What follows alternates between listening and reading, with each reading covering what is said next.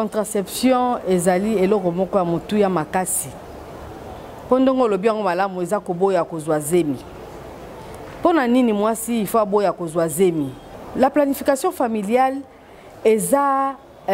processus moko oyo ezosala recours na méthode contraceptive. Méthode mususu ba mama bano salela ezaki mama tanga boti papa ke kozwa mwasi mususu. Ndeye wana komi ko continuer na ye vie conjugale. Mama ke lokola na repos.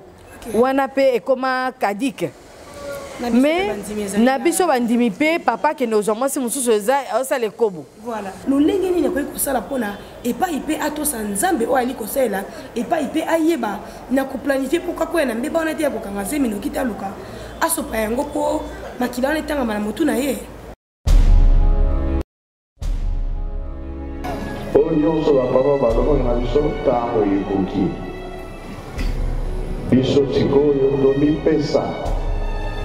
na makambo misato bolingo mibeko isala keke nyonso komona yo ekoye mama na biloko na biso mama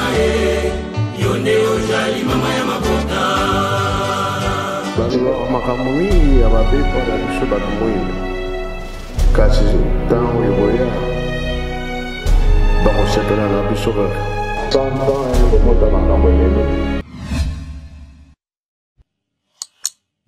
Mama mwilo zolo kumuna yo ko yonde ozali solo bongo mama ya mabota soki yote ndelelo yo mongongo ya mwasi ya liko yoka na te na mokili mobimba bisikile so bozali kolanda biso na mokili mobimba to pesi bino ba mbote mingi esengo ya koyeba bino ebele liboso ba etando na bino pona kolanda to lobela mama mwilo ya mokolo malelo eko kamba maka solo bongo butumoi epa yangai mama falona nsima ndenge na otiko bana bande solo soki mama mwilo tende to ali na biso biloko bizangela sina yango wana enemi biso mokolo lelo na kati ya plateau ya menga makibango télévision ensemble na invité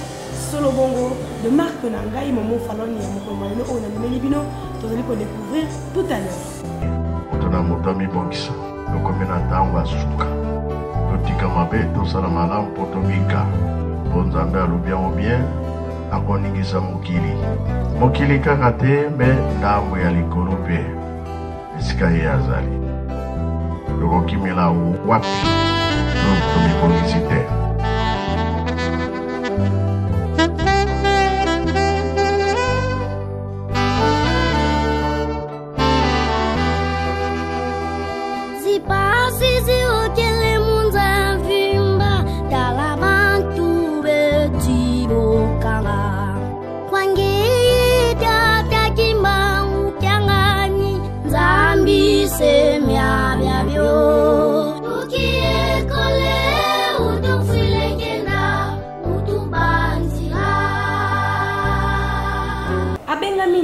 ya Lusinga Kubasala Mariam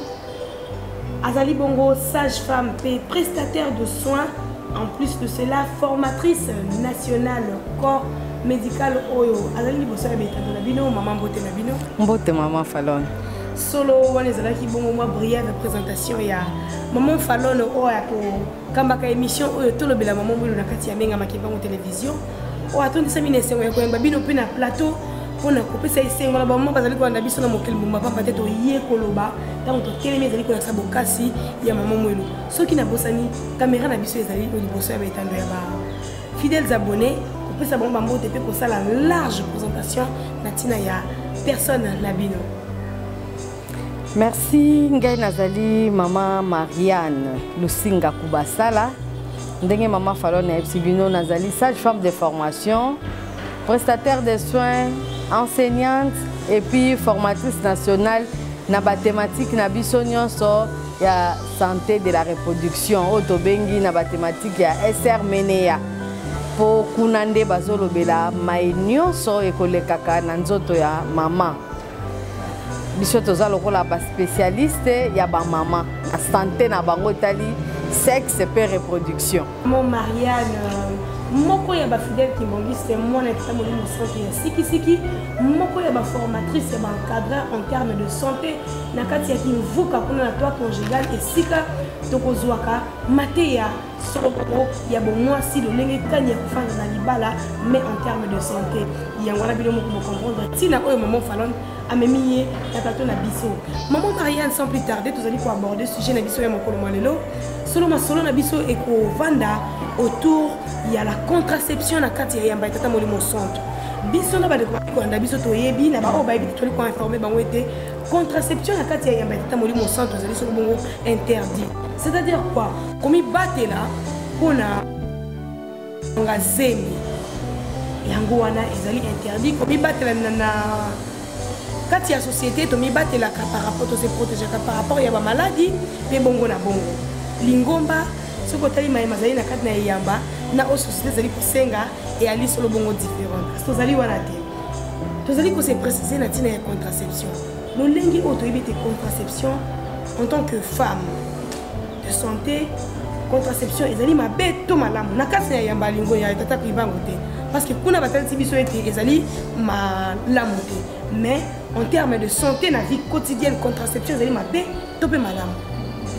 Merci pour la mutuna wana contraception ezali eloko moko ya mutu ya makasi. Pondongo lobi yango malamu eza koboya kozwa zemi. Pona nini mwasi ifa boya kozwa zemi? Biso to bengaka pona kolobela contraception to lobaka la planification familiale. OK. Alors, la planification familiale eza processus moko oyo ezosala recours na méthode contraceptive. Alors, na méthode contraceptive wana tomoni ete eza na ndenge mibale. Toza na méthode oyo tobengi yango méthode naturelle pe tobengi méthode artificielle. Na méthode artificielle eza ba méthode oyo ezosala recours na ba médicaments to na ba procédé moko songolo pakala na ko citer yo na ba méthode artificielle lokola méthode ya ba injection méthode injectable toza na méthode buvable oyo tozosala recours na ba comprimé kuna na kati toza ba pilule toza ba méthode mususu tobenga ba méthode implantable kuna toza na ba implant oyo tozo ko insérer na maboko ya ba maman sous na bras ya maman wana ba implant toza na ba méthode mususu eza ba méthode ya insertion ya ba dispositif intra-utérin oyo tobengaka stérilé bazoti yango directement na utérus ya maman pona ko empêcher maman azwa zemi wana eza classique nde toyekolaki yango na méthode wana. Merci maman. Tu l'as dit vraiment on a beaucoup sur les termes scientifiques médicaux ndenge boye ko la kisika boye to zongi na kati ya totali kuna na méthode classique et ali mapete kasi to zongi na kati ya yamba tata molimo centre nzambe otolinga ko sala mi beko o epesa mi na kati na yamba ete okoki ko empêcher komikanga te po ko kozwa zemite et ali lisumu elongo ba ntela miso tata nzambe sika boye maman o ali na ndako na papa topé toloba olanda kuna papa pambate biso na kati na yamba ndenge mate bate biso tango bali fiancé bo ko sangisa nzoto te po ezali epesa mele bino nzela te kasi tango bosi bobala boyi na kati na ndako bali ko bota ndenge tolobi planification familiale il faut nyonso wana il faut prendre en compte maman o azolala na ngo tango toli koloba azolala na papa azolala mukana papa akopesa etango nyonso esenga melie lolenge nini akoki kosala mpona epai mpe atosa nzambe oyo ali kosala epai mpe ayeba na koplanifie mpoka koya na mbeba wana te ya kokanga zemi noki taluka asopa yango mpo makila wana etangama na motu na ye. Merci pour la motuna wana yango nalobaki toza na deux méthodes. Biso siko na côté ki mondimi na biso tozotala mingi na partie eza na méthode naturelle. Méthode naturelle ezosala recours na produit mon côté. Po batu mingi baboyaka méthode artificielle po ezalaka tango fusion ya deux gamètes esalami mâle na femelle ba méthode mususu yaka efinaka ba gamètes wana nyonso mibale nde bato babangaka balobaka eza koboma. Mais biso na bandimi toza na méthode naturelle oyo tokoki kotosa Voilà mon temps on lobby gamète nga précisément dans un corps médical qui n'a comprendre penza ya limbole na biso on a lingala ya pété po motonner so bolimbisi voilà eza ba maki oyo ya papa na maki ya mama soki esangani na papa apesaka biso maki na ye tobengaka mataka oyo tobengi spermatozoïde voilà mama apesa biso maki na ye tobenga yango ovile bango bale soki basangani bapesi liki oyo tobengaka f fécondé yango ezaka fécondé nde ekendaka kovanda na matrice ale mwana bandi kosalema d'une manière vulgaire. Merci. Alors mama kimbangiste aza la méthode naturelle toza ba méthode naturelle mpe ebele ba méthode mosusu solo ekomi caduque nakozwa méthode oyo ya kala ndeti méthode ya séparation des lits par exemple. Maman il faut soka boti il faut akabona na papa akomola la soki na mbeto mususu papa na mbeto mususu ezaka supenza te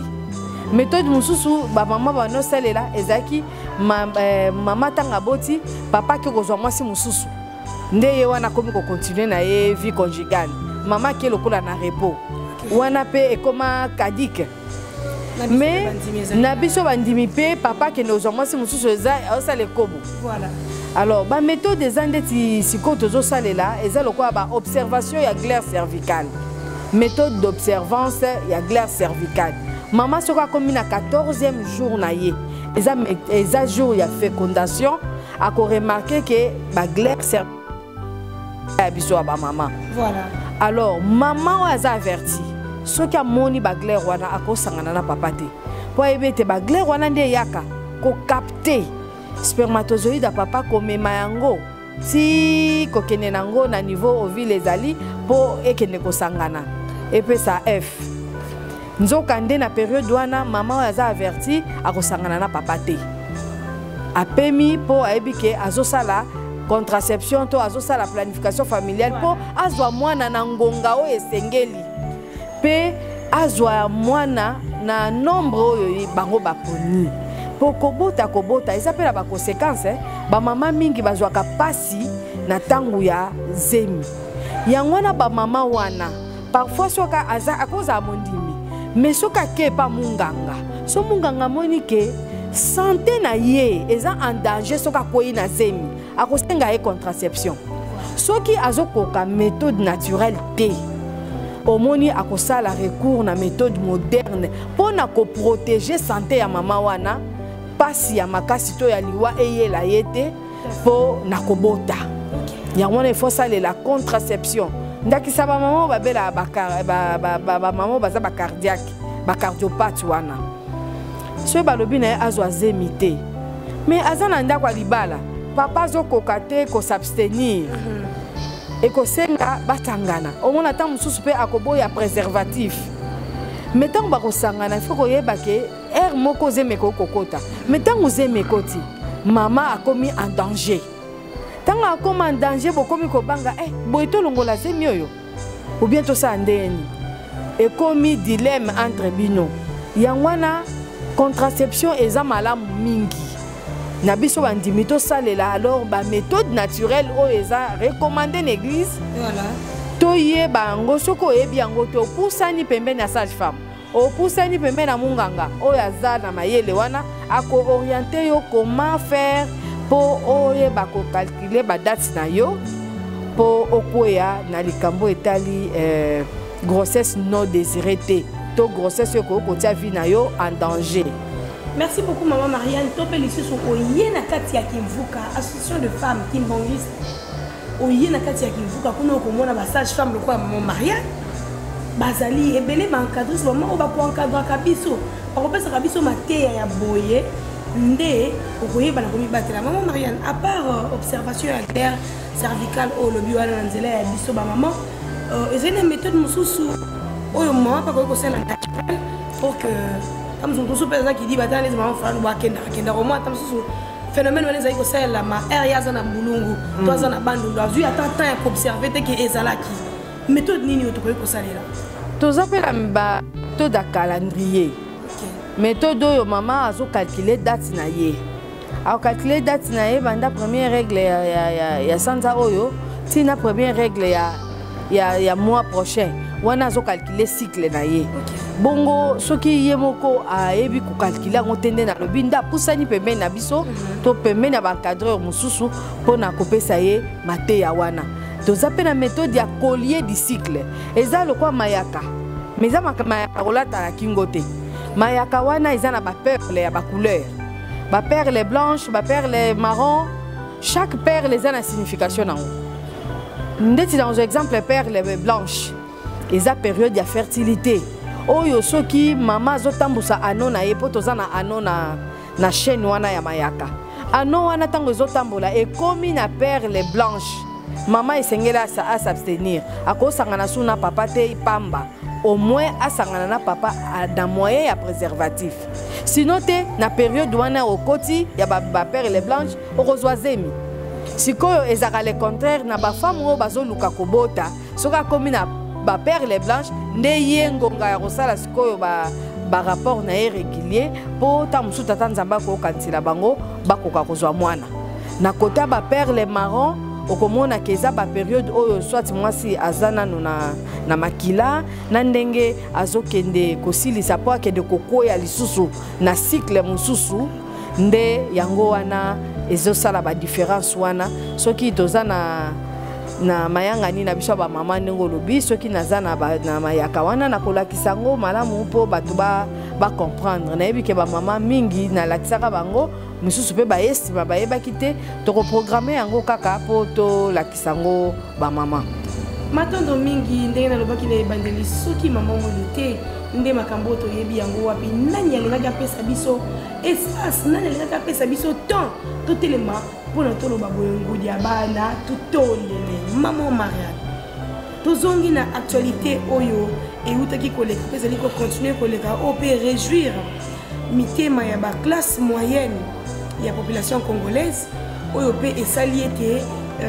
epesi lisusu espoir na kati ya mboka wapo ndenge babiso mboka oyo si ebeba tokolobela toti kolanda solo bongo descente ya mokonzi ya mboka na ntina maematali gratuité ya maternité ezali boni. Merci mingi maman Falom na mutuna monene oyo ezali projet moko monene président na biso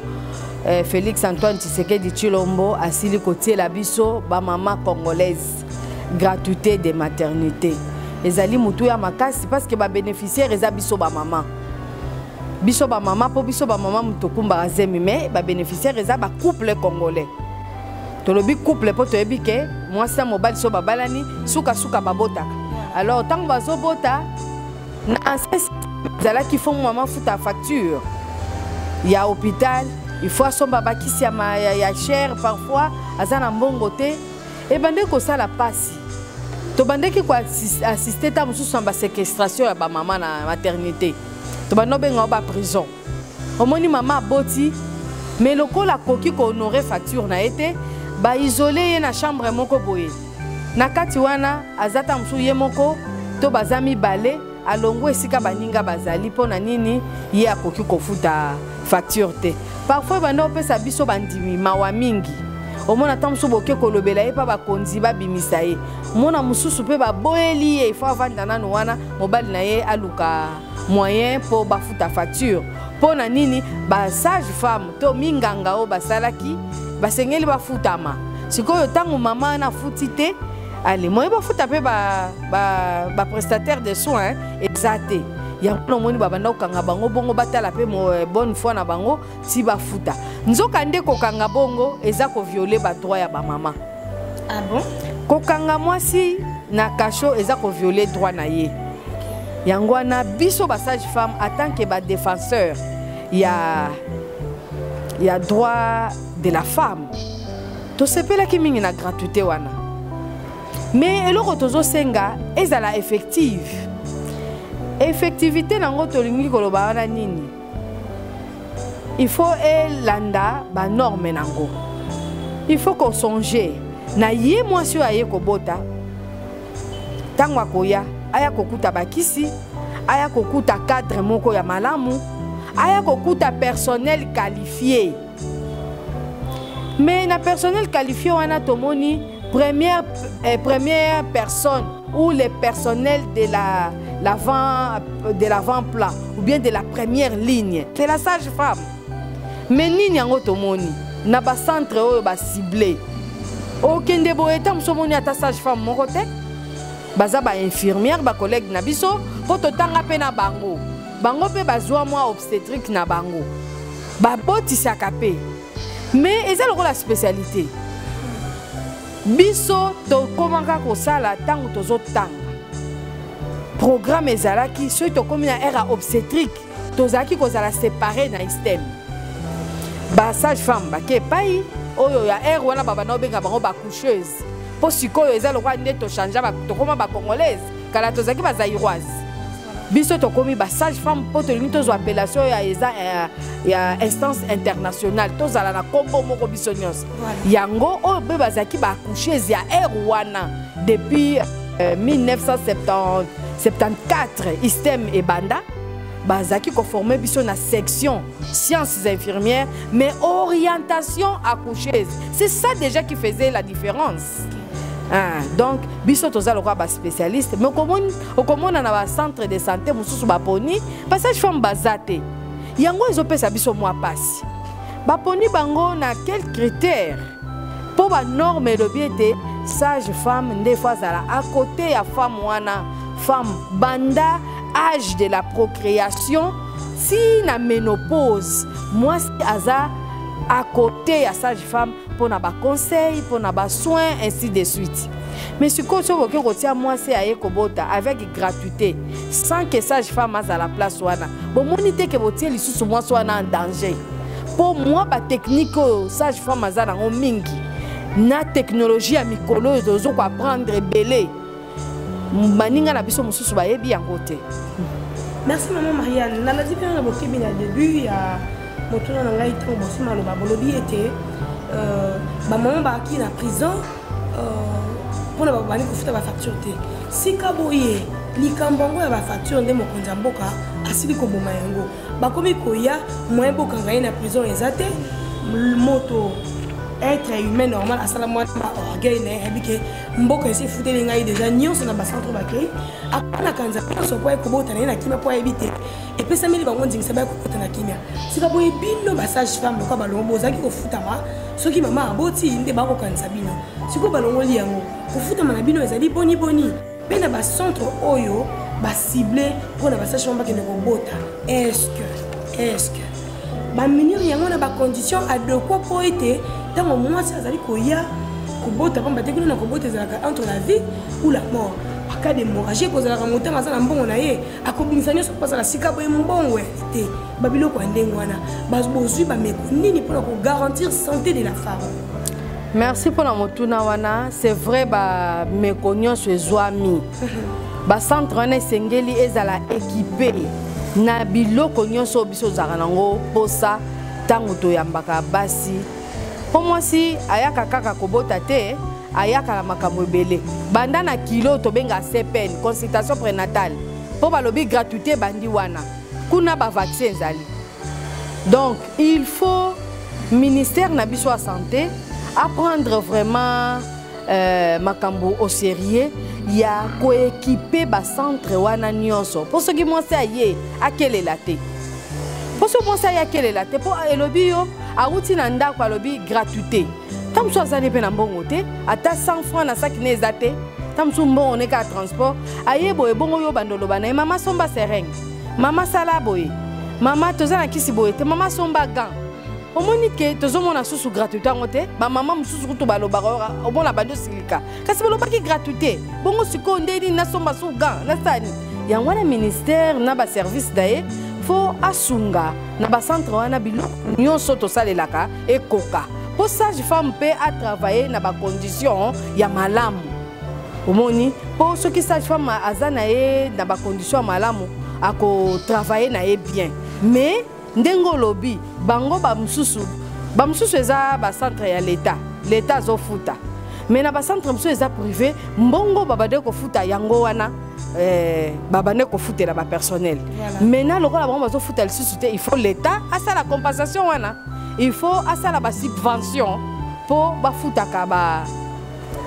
ba prime po mutu pe azo sala musala po asala ngone sengo il faut azala motivé auti na ndaku na ye azana nzala bana ne batikali nzala ayepe azo sala la gratuité bongo yo muto tiaki gratuité ozo kipe yete ozo mona te quelque part conscience na ye e bandi ko beba akomi ko perdre ba notion déontologique mususu omona musika ta komi ko ya ko senga mama na simba yo pesa ngambo na sala oboy koto azo futa te mais quelque part akomi susu ako baso ekomi moneye omoni kene sika wana eko simba penza te yango to senga la gouvernement a équipé atia ba condition oyo esengeli po ba sage femme ba travailler to ba personnel nyonso ya santé ba travailler na condition ya malamu motivé. Mais le tozo regretter et si ka ba sage femme bazate na ko senga na gouvernement na biso ameka ça la déploiement ba sage femme parce que toza vraiment biso toza société congolaise de la pratique sage femme toza na ba fichier mobile ya ba chômeur pour to encadrer ka ba étudiant ba aussi ça na ba système après ba collation de grade na bango to encadrer ka bango to ça ka bango formation moko ya 5 jours ya ba pratique na biso. Alors bango nyonso na baza bien encadré baza na liste ya ba chômeur ceux qui moyens ezali ngonga yango yo ba déployer bango po to moni ba mboka oyo ba investisaki na ba sage femme to ya mortalité maternelle esalaki nini ekitaki mais sikoyo biso batie biso gratuité ceux qui va tenir compte ya biloko wana te to ya mortalité ezo risquer et matali susu. Il faut vraiment ba garde-fou et là je demande une bonne collaboration entre le ministère de la Santé et la société savante qui est la société congolaise de la pratique sage-femme. Pour biso ba tutoye bi sage-femme face à la boye azong saboye. To ko encadrer pe bango ngaku tunasisa sali déjà plan nga ya sensibilisation. Faut na sensibiliser nous avant ma formation. Et surtout que vous êtes candidate à la députation nationale, hein? Maman eza bongo il faut ba électeur nanga na ba électrice nangai bazala bato bazozwa soin na bato baza bien formé ba prestataire moko compétent yango na lobaki na kobanda na côté ya Lukunga sensibilisation na ba centre ciblé na yebisa bango comment ba aussi na bolingo nyonso oyo biso mama mulu alakisaki biso voilà o considérer moi si aye ko bota lokwa ndeko na yo de biso to benga ngo soins de maternité respectueux moi si so kaza bien réussi phénomène accouchement ekoleka kitoko pe komona lobi akoyela bino batu mususu abando kozonga kaka pa na bino. Merci mingi maman. Merci beaucoup maman Marianne. Est-ce que maman Marianne se retrouve parmi les sages femmes retenues na ba centre de santé oyo to na hôpital ya l'état oyo partout gratuité accessible? Nazolinga na vérifier yango na yebi ke clinique nanga clinique chinoise ezalaki ciblé mais na ba tableau mususu komona eza repris na gratuité mais ba tableau mususu to mona ki clinique chinoise ezate bon eza souci te mais en tant que formatrice na koleka place nyonso ba sage femme bazali pour na ko renforcer bango ba capacité ba yambaka basi na ndenge sengeli malgré la gratuité mais musala na biso ezali kotia mwasi à l'aise ko respecter ba droit na ye pour aza mutu basala aza na ba droit na ye même bébé azoya na mokili aza na droit na ye faut motia na libele c'est son droit ba maman ba pi marape bana mabele bazo violer ba droit ya ni donc il faut na leka koye bisango ba personnel pe ba mama ba ye ba kamboana. Merci beaucoup maman Marianne. C'est vrai tango mokonza mboka su ba mekwana nyonso sûrement il a eu à faire asseoir et pas il a mis le pour faire asseoir une autre le ministère il y a santé parce que aviambo était makambo ezala que plan moko déjà ezala qui établi na tina ya rémunération na bino bakali seki bino likaliser te likambo boye longo quand on est tomaki encouragement pour être maman pene ngolobi ah la sage-femme ah la bolingo wana koyamba maman tanga ko bota na cérémonie so habité ndé na ko sala boye na habité moi 200 moi 300 na ngai moko ezali assure on a kozwa na habité na nzela ya banque na nzela normal et que ndenge nini est-ce que maman Marianne azana la précision côté wana te? Merci maman Fallon eloko wana eza ya motuya makasi pe bandi kala to sepeli makasi ndenge président avant disi yango président Kosala Likambwana donc présidence de la République Kosala Likambwana sans ministère à santé, sans ministère à finance aussi, na budget. Parce que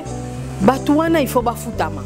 Budget zali, mais au moins et si ka ba élaborer qui ba document pour na roloba ke bato bazala gratuité ba refutama boye. Nous n'étions pas associés à ça. Toyebite et ça la melindengenin. Souvent et si ka bazo sala makamuna yo soko zate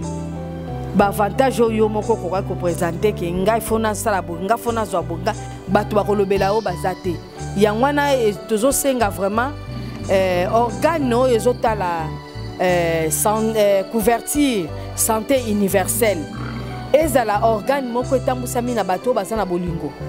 Sinon te bakosala eloko moko mbongo ezolia makote mususu bato bazosala gratuité bazonyokwa mabato mususu. Ça nous n'allons pas tolérer ça. Pona ebike ezamba mbongo etiami pona gratuité wana. Mukonza mboka ko kosala likambo ya pamba pamba te. Ayebi ke bato bakosala ngo baza bato. Soki biso na leta ndenge ba mesala ko futa biso mbongo mokie. Balobi ke hôpital net clinique ngaliem eza na gratuité des soins. Baza pe ba salarié à l'état. C'est bien bon. Mais eza na ba centre mususu o baza ke ba futa maka na mbongo basi ba o bazo futa. Bon ba ko futa lisusu te siko yo kanisite ke faut ba futa batwana. Qu'est-ce que vous cherchez? Ozo luka mukonza mboka na projet na ekoya. Donc tozana na droit ya kozala bien rémunéré ya kozwa ba avantage wana ya gratuité pour tozala l'aise tosala musala kitoko projet mukonza mboka ya gratuité de maternité et tambola aliment pour bato basepela na ye lisusu makasi. Merci beaucoup maman Marianne, maman Lucinda. Donc comme pratiquement na suka ya masolo na biso ya mokolo modelo les bonnes choses ne durent presque pas. Lelo yo boy tozali rentrer parlementaire. Loi na bino ba sage-femme ali boni. Espoir ezali. Merci maman Falona mutuna munene wana oyo tozosala la plaidoyer na minute oyo. Lelo rentrée parlementaire te rappeler bango été batala na mesa na bango ya Sénat pour essayer les cas qui chambre basse et c'est matin na Sénat kuna tomoni papa baati lukwebu atale la biso loi na biso pour ayeba ko cheminango vers la présidence de la République pour ezwa mokolo to ya mokonza mboka loi ezala promulguée pour ekoma ki presque na suka loko ezala ki clôture ya session parlementaire nde bakanga ki bisaka la bango bakendaki vacances awa bazongi batale la biso yango parce que sage-femme oyo basaleli gratuité de maternité aza personnel moko azo travailler na cadre réglementaire moko eza vide, d'où il faut une loi qui réglemente l'organisation, le fonctionnement ya profession wana nde tosengi vraiment na mokonza mboka pona na électorat na ye biso ba sage-femme tozo la loi na biso poto ye ba ko voter lisusu massivement asolo ya mokolo malelo ona yembela ki bino mwasi ya mayele mona tata Simo Kimbangu ki angani to moni tina o papa Simo Kimbangu atindaki bana kelasi bazonga bakende koyekola makambo ya boso ki ba o Mariana yekola kite maman fona ngaka yana ba na éclairage na contraception éclairage na tina makani caméra zali omboka bino bino ba apona mokolo malelo et puis pona passe na bino na kati ya Menga Makimbangu télévision to komina suka ya solo liloba na ngai ezaka ke population congolaise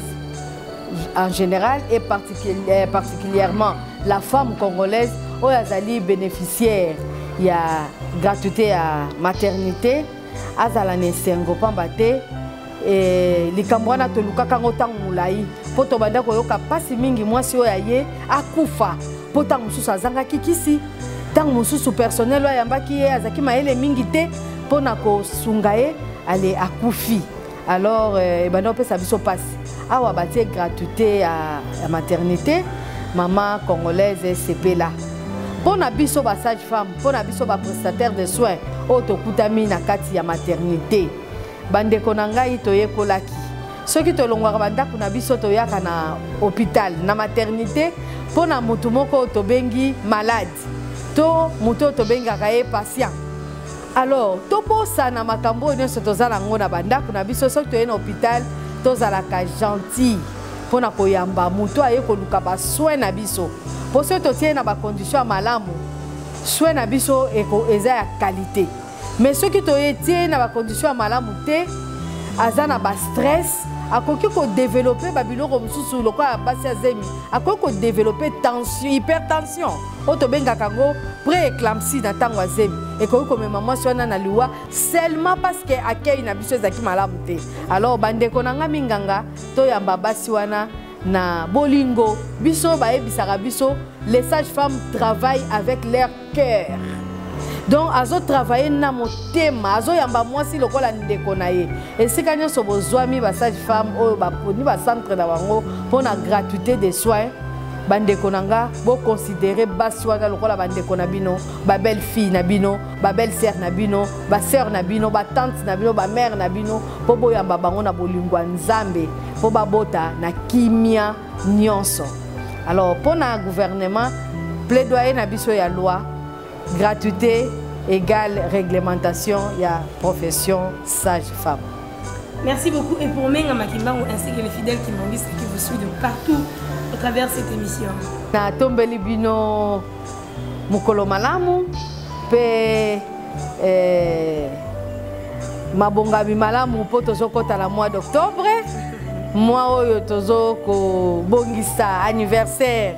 ya mukonzi na biso mukonzi abule mukonzi milimo papa Simon Kimbangu Kiangani tomi bongisa malamu ba dirija bangwana bakomomona déjà le 3 octobre zoya bonne fête na bino bobonga malamu le 12 octobre zozela lingomba mobimba tokokita mboka nkamba pona kendo kopesa lokumu penkembo epa ya papa Simon Kimbangu Kiangani biso nyonso mukolo malamu tika mapamboli ya papa Simon Kimbangu ezinga biso nyonso esika tozwami na komba tata mwana pe molimo sante. Merci beaucoup ndela wana to sukisima so na biso ya mokolo lelo botikala malamu na bandako na bino soki tata kati mokolo te to kozonga lisusu elongo na maman Marianne matondo mingi.